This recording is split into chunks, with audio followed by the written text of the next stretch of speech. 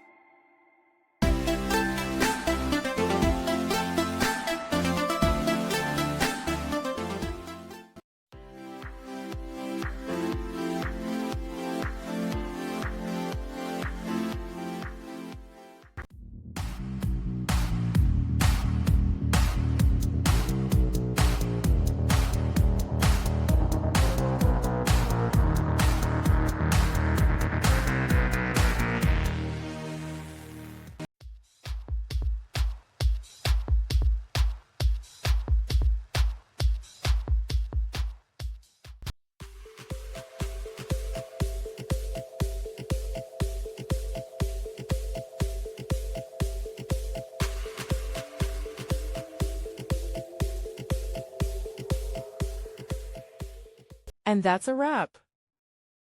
I hope you found the answer you were looking for. If you did, take a second to hit that subscribe button. It really helps out. And let me know in the comments which solution worked best for you. See you next time in the debug zone.